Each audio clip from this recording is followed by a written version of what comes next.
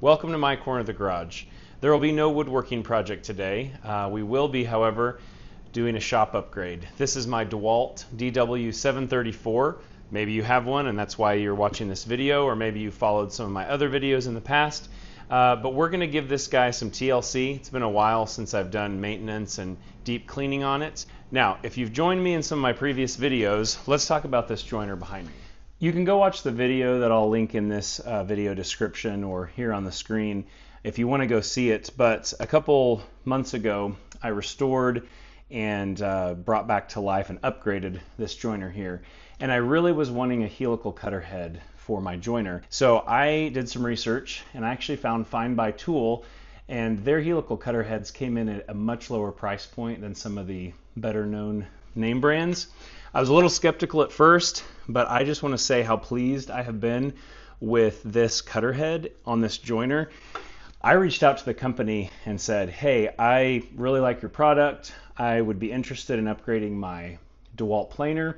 And so would you be interested in sending me one out so that I can show viewers what that might look like for them? So that's what we're going to be doing in this video. So after a few emails back and forth, yes, findbuytool did send me this helical head. The cool thing was, though, they're not sponsoring this video. I'm not getting paid anything to say a script or anything. In fact, that was one of the things I appreciated in our email correspondence, is they said, hey, we trust your process, what you're going to share as a maker. So no script, just make us a YouTube video to share what your findings are. So that's what I'm going to do. So without further ado, I'm going to go ahead and open this up so you can see what's inside.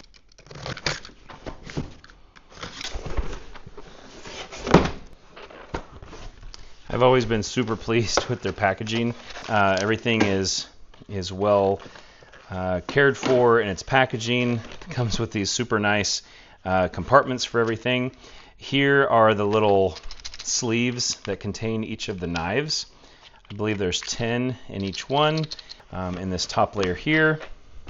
And then here is the actual cutter head itself. It comes with both bearings, brand new on there.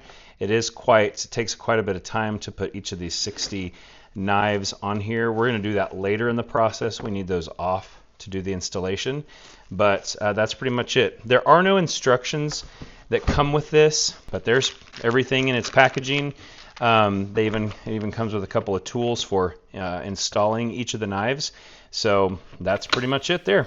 Before we get any further in the video, I figured I'd share with you the 4 main questions I was trying to answer for myself in this process. And the first was, is there any significant noise reduction from an already super noisy machine? The second is, what kind of cutting improvements might we see with the helical cutter head? And then third, is it cost effective? It's quite a bit of money to invest right up front, but what does that look like long term? Also, what kind of maintenance simplification are we looking at? Because I hate sharpening knives and I hate buying new sets of knives. And so is this going to be more effective in simplification of maintenance or not? A couple of things before we move forward. I want to give a shout out to a guy named Brett from Brett's Basement Woodshop. And I don't know the guy at all, but I will say, as soon as I realized, man, I've got a cutter head that I'm going to have to install in a unit that I've never opened up, I thought, let me go on YouTube to figure out how to do that. Just like I do to fix my dryer or my car, I get on YouTube. And I was just super pleasantly surprised how thorough he was, and the amount of detail he went into is going to be incredibly helpful for me to swap these out. So I decided, instead of repeating that video, I'd make mine a little bit different, glean some insight from him, going through step by step and showing both me and you, if you're in the same spot, you've already bought it or you're thinking about it, utilize his video for that step-by-step installation process. I'll probably show a little bit of mine along the way. Full disclosure, I was shocked to find out how in-depth it is. You have to almost strip this thing down. So if that scares you, Just keep that in mind. We'll see how scary it is once I actually get into it, but it is going to take a lot of time. I think he said he recommended around 4 hours to set aside just to do the swap. So it's no small thing, but I figured we may do some comparison before I actually insert this. If you're wondering why should I drop money on installing a new cutter head, hopefully I can go into a little bit more detail about the whys and the benefits there, because again, it's a great tool and you don't have to do it, but I think you're going to see some major significant upgrades in replacing the traditional cutter head. And so the first thing we're going to do is I've got a decibel meter. Like I said, this is probably the loudest tool in my shop, and I want to kind of get some baseline tests of when you fire it up, what decibels is this reading at a set distance. All right, we're going to put this at exactly 3 feet from the machine. And so let's go ahead and turn the planer on.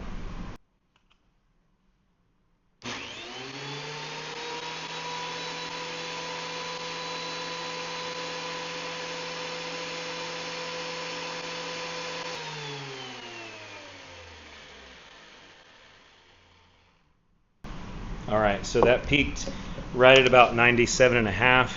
That is very loud and definitely something, especially with sustained. At that level, you absolutely need hearing protection. I never run my planer without it. What I'm going to run through the planer right now is about a 6.5 inch wide piece of white oak. So that'll give it a pretty good workout, and hopefully we'll be able to see some higher numbers or maybe about the same. So let's find out.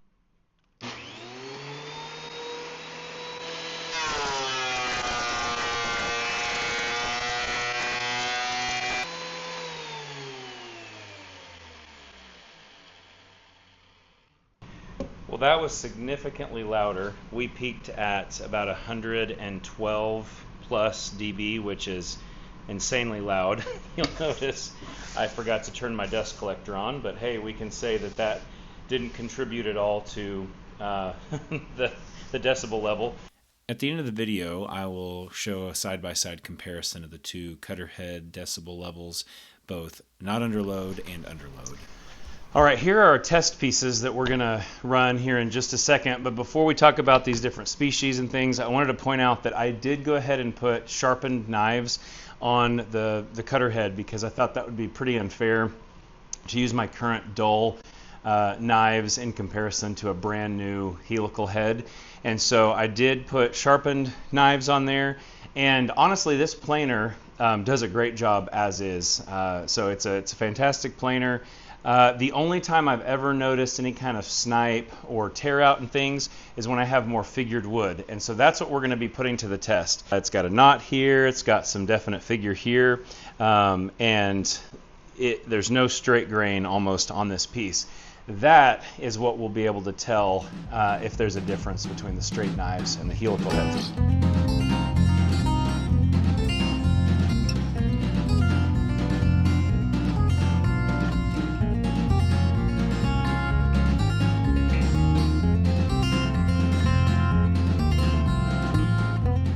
All right, here are all of our test pieces we just ran. And just so you know, I did use the material removal gauge to set everything to only take off a 32nd of an inch. So it wasn't too much of a workout for this machine, especially since most of them were, maybe 6 inches wide or less. This guy is probably the most work at being maple and it being wider. So let's start there. This actually did really well. There's a little bit of snipe right here, if you can see that. Not bad. Right here, again, a little bit of snipe, but nothing bad. So actually very pleased with how that soft maple went through. Here we've got the sycamore, and once again, trying to find any defects. A little bit right up here. This is the part that obviously did not get planed, so that does not count. To the touch, nothing just crazy. All right, let's take a look at the walnut. We had a little bit of tear out here on the end, which can be expected, especially as the grain is running parallel to the blade. So that's pretty normal. It's a bit rough right here, which that's what I figured would happen. Although, I mean, for the most part, that did a really good job. Some of this is more actually the grain coloration. You can maybe tell that's a little bit rough to the touch there.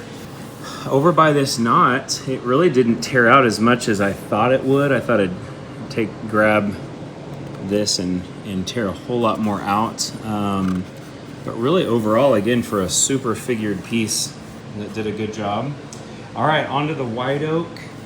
This here feels a bit rough in areas. There is quite a bit of chatter, if I can focus that.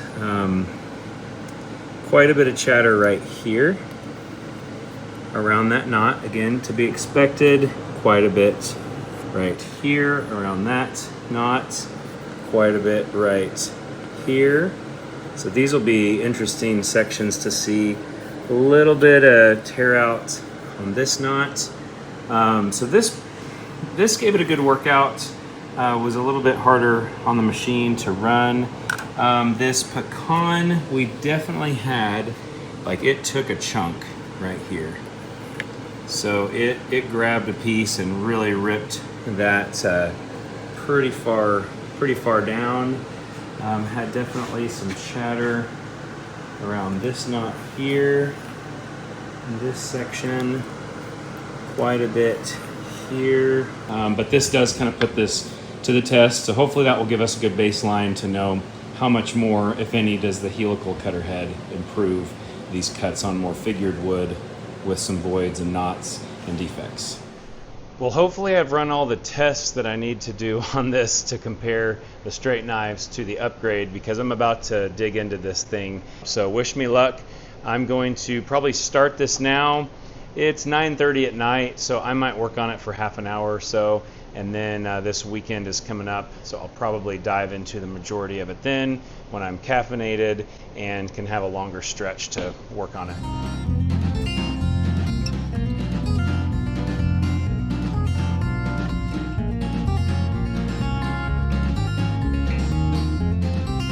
Got the casing off. I actually took the cutter head, I guess, shroud or cover off, as well as all the knives and their holders. I got the in-feed and out-feed table off, chips diverter. There's the cover for the actual knives. And then here's a nice poor man's hack, just to keep my hardware kind of sorted and stored and remembering which goes where. I'm going to call it a night and tackle the rest of this weekend. All right, just wanted to give a little update. I am basically to the point where I have disassembled everything I need to. I have got everything organized for when I put it all back together, labeled, and I went ahead and tried to deep clean as much as I could, but I'm about to go ahead and put in the new cutter head, so just wanted to kind of catch you up to speed. Sorry for the focus freaking out. I'm not sure what was going on there, but here I'm obviously installing the cutter head in there, and this was a little bit tricky. It took me a minute before I realized I needed to put a block of wood up under the small bearing, or at least the side with the small bearing, put a clamp on there and line it up, so then when I gave it a good whack, it actually wanted to seat.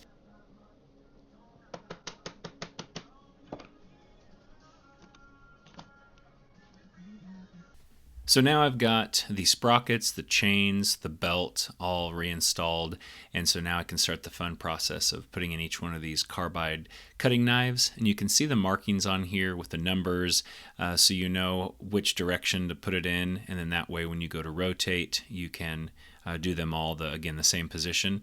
I decided not to use the tool that was included because it was not quite long enough at times to get around the cord, so just using a ratcheting screwdriver was a little bit easier. A few moments later. All right, we've got all of the carbide insert knives inserted. It didn't take too long, maybe upwards of, 20 plus minutes to get all of those in. and I think in the end it ended up being about 54 of the insert knives total. And so now I can continue reassembling the machine, and I'm really excited to start doing some tests with the upgrade. All right, it's the moment of truth that I've been waiting for. Time to put this thing to the test now that we've swapped out the traditional straight knives for the new findbuytool helical cutter head. First test we're going to do is to get the decibel meter, run the machine as is under no load. I don't anticipate there being much of a difference. When I fired it up the first time, it sounded pretty much the same.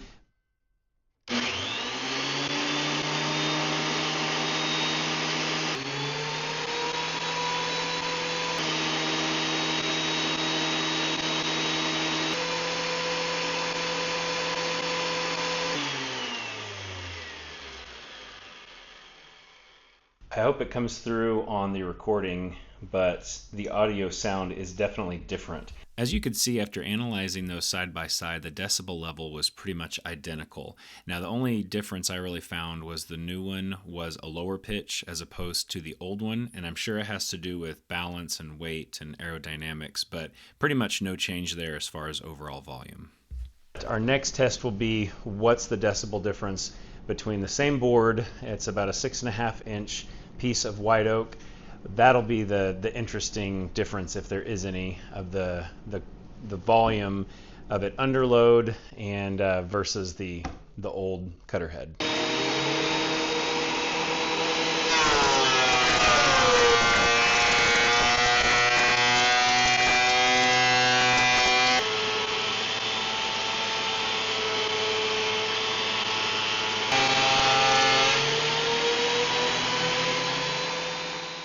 All right, that was impressive. Again, that was the exact same board, so the same load, both passes were 1/32 of an inch. You saw the new cutter head didn't even quite peak to 100, and most of the time was sitting at the exact same decibel level as not under load, and so that was an upwards of 13 to 14 decibel difference, which is huge.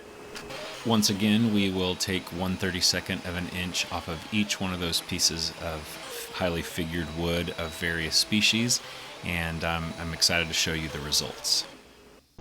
All right, we're going to start with this soft maple, and the straight knives did pretty good last time.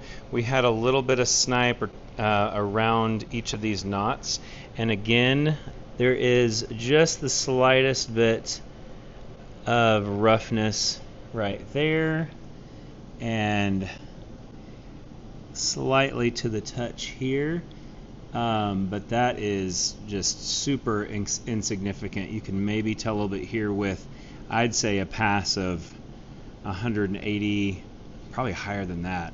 I mean, this is like almost sanded smooth, so a really high grit to kind of to soften up these areas. I mean, this is just incredibly smooth right off of the planer. Let's look at the sycamore. I again hope the video does this justice, because I am seeing zero imperfections in this piece here. Now let's get into the walnut here. Again, you can see some of these pores. It's a little bit slightly rough to the touch, but it's not, I wouldn't even consider that snipe or chatter. Again, just where that grain changes direction, and with a high grit sandpaper that would smooth that right out. Over here around the knots, some of this might look like different texture or tear out or snipe, but it's not. This is just the figure of the grain. Again, a little bit maybe rough in places that could use some sanding to completely smooth that out, but I mean, it didn't even, tear out with this knot. It didn't even grab a chunk of it or anything. And then this white oak is like I can't believe how much of improvement this was, especially around this area where we got a little bit of tear out, a little bit of snipe and shatter. Looks like the tiniest bit amount right there maybe. Again, right around that knot, and nothing here. So I mean, that is amazingly smooth. And then same with the pecan, this being a little softer. Last time we had a few chunks out. Now this is hard to tell here if this was from before and I didn't quite go deep enough to get rid of that, or if that actually did remove some material. Like I said, that's I think in the same spot it was last time. Again, a little bit of roughness here with that circle right around the knot, but nothing significant.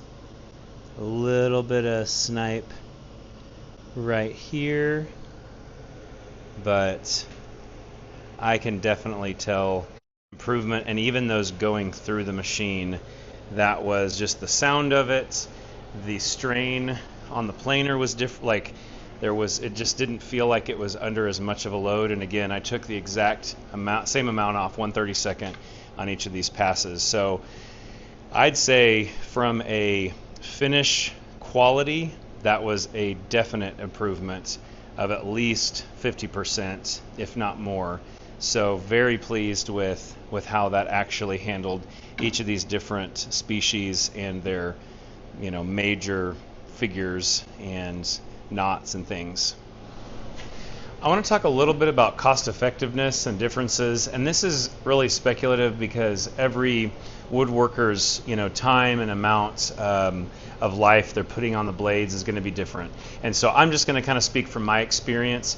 I've had this machine for probably 4+ years, and when I got it, it was used from a buddy of mine, and he had 2 sets of knives. I think I changed the blades out once and probably flipped them around once. So I think he had recently sharpened the set that was in there when I got it, so I used it for a while, maybe a year or so, swapped the blades out because he had actually chewed up one side of the blades. I'm going to zoom in here and just show you what happened to this set, because interestingly enough, it must have been a piece of metal, because each one of the knives got a chunk taken out. Not super significant, but enough that because on every single knife there was a missing piece, it did affect the cut quality. So again, which is why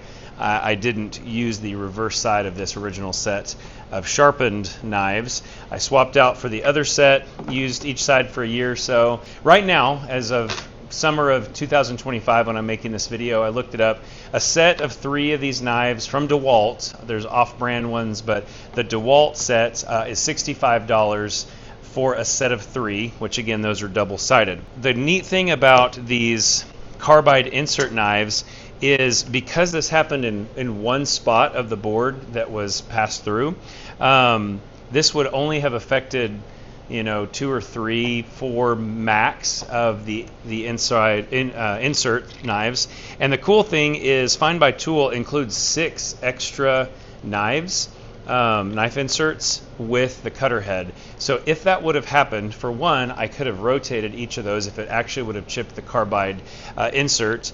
But the other cool thing is if it would have damaged them beyond repair, or I wanted to start fresh, I've got 6 fresh knives with 4 sides each. And so instead of completely having 3 knives useless on one side, you just swap out the inserts that were affected, or you rotate them and they're not completely useless. All right, so in conclusion, here are a few of my takeaways. From a company standpoint, I have been really pleased with findbuytool from my first purchase, and again, that was just bought with my own money. It shipped fast, communication was good, quality has exceeded my expectations. I've even loved the way it's all packaged. From the standpoint of this cutter head and their customer service being really on top of things, if I had questions, correspondence, they've done a really good job. That's kind of my takeaway from the company and their product as a whole. Diving in specifically to this planer and this cutter head, I've been amazed at the difference in the volume from not only just the different sound, it just sounds more aerodynamic firing it up, and then that was an awesome test seeing that piece of white oak comparison of just the noise level under load. That blew me away. And then as far as the cut quality, I kind of knew what to expect from my last test with the joiner from the straight knives to the helical head, and it was very similar on the planer. So once again, very pleased with the quality of the cut. And then from a price standpoint, again, going back to the budget option, would definitely be able to recommend spending your hard-earned money on this. That's, again, your choice, but from a recommendation standpoint, I've been very pleased all around. The process of installing it was a little bit more involved, but like I said, I'll be linking to the video to Brett's, which I just literally walked through. I watched it once or twice beforehand, just kind of got the big picture in mind, and then as I was going through some of the more complex steps, I would just pause his video, and it actually was pretty straightforward. Take my 2 cents and like I said, do your own research as far as if this is worthwhile spending your own money on it, but I've been very pleased overall with the whole experience, and I'm super pumped to use this in the future. So thanks for joining me today. Hopefully what I said was helpful, informative, and good luck on your next project, especially if that's to tackle swapping this guy out with a helical head. Thanks again.